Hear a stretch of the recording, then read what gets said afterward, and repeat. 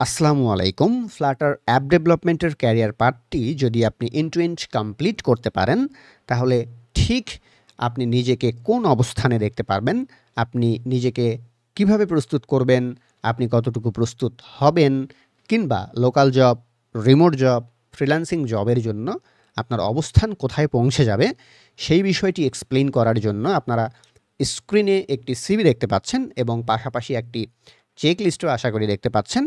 চলেন এই চেকলিস্ট এবং এই সিভি এই দুটো ধরে আমরা বোঝার চেষ্টা করি যে আমরা ঠিক কোন পর্যায়ে নিজেকে উন্নীত করতে পারি। প্রথম কথা যেটি সেটি হচ্ছে লোকাল জব কিংবা রিমোট জবের ক্ষেত্রে সবথেকে বড় ব্যারিয়ার থাকে হচ্ছে নো ওয়ার্ক এক্সপেরিয়েন্স অথবা জিরো ওয়ার্ক এক্সপেরিয়েন্স।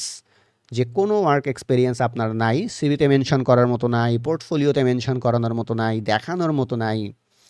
সেক্ষেত্রে হচ্ছে কি, বিভিন্ন জবেই যেহেতু 1 ইয়ার 2 ইয়ার ওয়ার্ক এক্সপিরিয়েন্সের প্রয়োজন হয় দেখবেন বা চায়, সেই সব জবগুলোতে আপনি অ্যাপ্লাই করতে পারছেন না।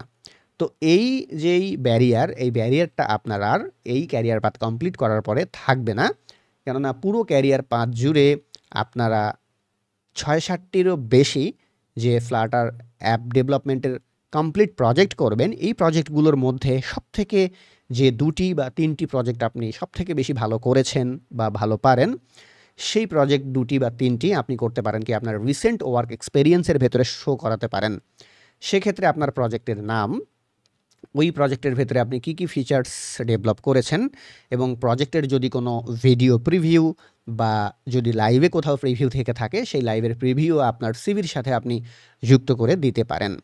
এভাবে যদি আপনি রিসেন্ট ওয়ার্ক এক্সপেরিয়েন্স শো করেন, সেটা হতে পারে ৩টি ওয়ার্ক এক্সপেরিয়েন্স কিংবা ৪টি, যেটা করবে কি আপনার ওই যে কোনো ওয়ার্ক এক্সপেরিয়েন্স নাই, জিরো ওয়ার্ক এক্সপেরিয়েন্স, এই লেভেলটাকে কমপ্লিট করে ফেলবে। সেক্ষেত্রে সেটা মিনিমাম 1 ইয়ার ইকুইভ্যালেন্ট একটা ওয়ার্ক এক্সপেরিয়েন্স হিসেবে আপনার কাজে দেবে। এরপরে আমরা চলে আসি এই পুরো ফ্লাটার ক্যারিয়ার পাথের ভেতরে আপনারা বিগিনিং থেকে শুরু করে অ্যাডভান্স লেভেল পর্যন্ত ইন ডিটেল অনেকগুলো বিষয়বস্তু শিখছেন। ক্রস প্ল্যাটফর্ম একটি ফ্রেমওয়ার্ক হচ্ছে এই ফ্লাটার। সেক্ষেত্রে ফ্লাটারে আপনি মোবাইল অ্যাপ ডেভেলপমেন্ট করতে পারছেন, অ্যান্ড্রয়েড, আইওএস, ডেস্কটপ অ্যাপ্লিকেশন, সেটা উইন্ডোজের জন্য, ম্যাকের জন্য কিংবা লিনাক্সের জন্য আপনি ডেভেলপ করতে পারছেন। স্টেট ম্যানেজমেন্ট করার জন্য আপনি স্টেটফুল উইজেস তো শিখছেনই, এছাড়া অ্যাডভান্স স্টেট ম্যানেজ করার জন্য আপনি ব্লক শিখছেন, কিউবিট শিখছেন, ব্যাকএন্ড ইন্টিগ্রেশন করার জন্য আপনি শিখছেন ফায়ারবেজ, আপনি শিখছেন ফ্লাটার এইচটিটিপি, ডায়ো, পোস্টম্যান এপিআই টেস্টিংয়ের মতো বিষয়বস্তু। এছাড়া অফলাইন স্টোরেজের জন্য SQLite, share preference, real time data manage করার জন্য আপনি শিখছেন ফায়ারবেজ।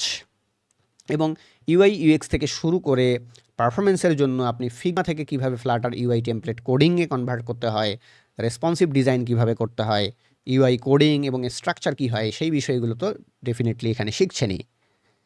এছাড়া যখন আপনি কোনো লোকাল জবে বা রিমোট জবে যাবেন বা ফ্রিল্যান্স ওয়ার্কে যাবেন, সেখানে ভার্সন কন্ট্রোল করতে পারাটা খুবই গুরুত্বপূর্ণ।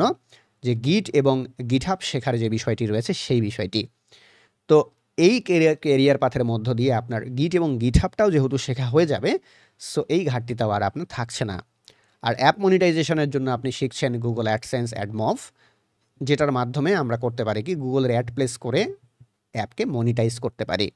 আর ফাইনালি আপনার যেই মোবাইল অ্যাপ, সেটাকে ডিস্ট্রিবিউশন করার জন্য বা ডেপ্লয়মেন্ট করার জন্য আপনি শিখছেন Google play store, app store, এবং আপনি চাইলে সেই একই নলেজ ব্যবহার করে মোবাইল ডিভাইস ম্যানেজমেন্ট সিস্টেম যেগুলো রয়েছে এমডিএম, সেখানেও ডেপ্লয় করতে পারেন।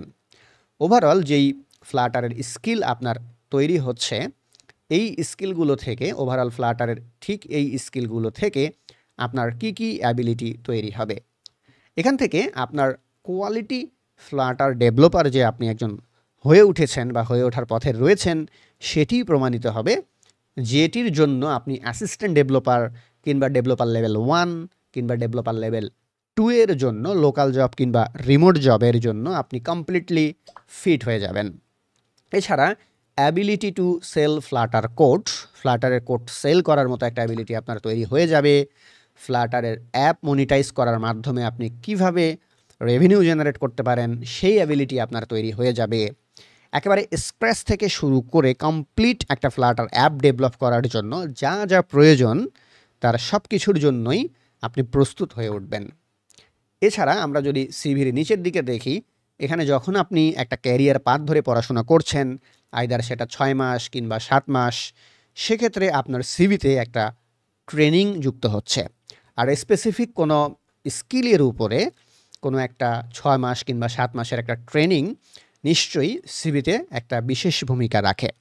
সেক্ষেত্রে আপনার সিভিতে 6 মান্থ ইকুইভ্যালেন্ট একটা ট্রেনিং স্কোপ বা ট্রেনিংয়ের একটা অর্জন আপনার সিভিতে যুক্ত হয়ে যাচ্ছে, যেটি লোকাল জব কিংবা রিমোট জব কিংবা আপনার প্রোফাইলকে ডেফিনেটলি আগের থেকে অনেক বেশি ভারী করে তুলবে।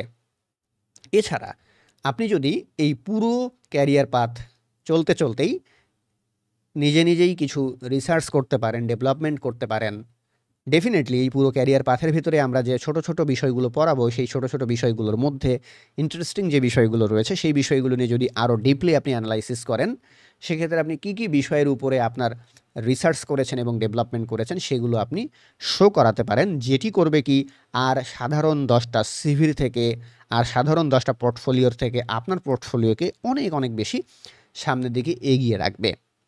আর এই পুরো কেরিয়ার পাথ জুড়ে যেহেতু আমরা ডিটেলে পড়াশুনো করছি, অ্যাডভান্স লেভেল পর্যন্ত কাভারেজ থাকছে। ডার্ট প্রোগ্রামিং ল্যাঙ্গুয়েজটা বিশেষ করে যখন আমরা শিখছি, সেক্ষেত্রে ডার্ট প্রোগ্রামিং ল্যাঙ্গুয়েজটা ইন ডেপথ আমরা পড়াশোনা করছি। ডার্ট প্রোগ্রামিং ল্যাঙ্গুয়েজের একেবারে অবজেক্ট ওরিয়েন্টেড প্রোগ্রামিং থেকে শুরু করে, সলিড প্রিন্সিপাল থেকে শুরু করে, ডিবাগিং থেকে শুরু করে, ডিজাইন প্যাটার্ন থেকে শুরু করে অ্যাডভান্স বিষয়গুলো কাভার হওয়ার কারণে হবে কি, আপনি ওপেন সোর্স কন্ট্রিবিউশনসের একটা অ্যাবিলিটি অর্জন করে ফেলবেন।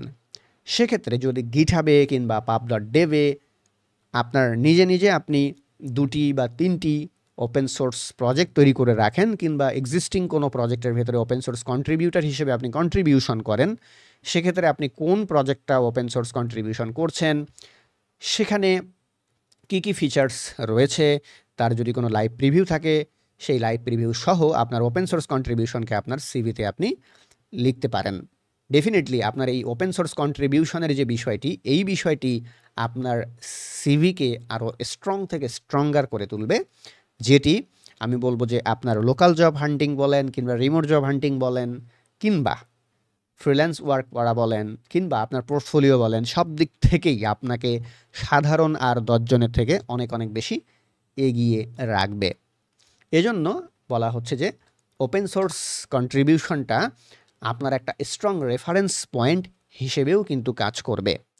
সেই সাথে আপনার যখন এই অ্যাচিভমেন্টগুলো হয়ে যাবে, সেক্ষেত্রে নিশ্চয়ই গিটহাবে আপনার বেশ কোয়ালিটিফুল 4টা বা 5টা রেপোজিটরি হয়ে যাবে, বা 10টা রেপোজিটরি হয়ে যাবে। আপনার লিঙ্কডইন প্রোফাইলটা সাজানো হয়ে যাবে।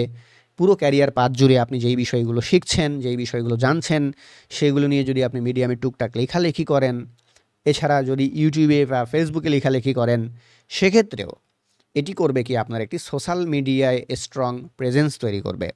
এছাড়া স্ট্রং প্রেজেন্সের জন্য রেফারেন্স হিসেবে আপনি চাইলে আমরা যারা ইনস্ট্রাক্টর রয়েছি, আমাদের রেফারেন্স আপনি ব্যবহার করতে পারেন, অথবা আপনার পরিচিত কোনো ভাই কিংবা আত্মীয় স্বজন কিংবা কোনো সিনিয়র যদি থেকে থাকে রিলেভেন্ট, তার রেফারেন্স আপনি ব্যবহার করার মাধ্যমে আরও একটা স্ট্রং প্রেজেন্স আপনার সিভিতে আপনি তৈরি করে ফেলতে পারেন।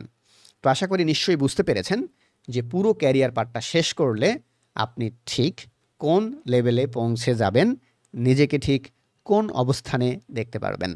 ধন্যবাদ সবাইকে।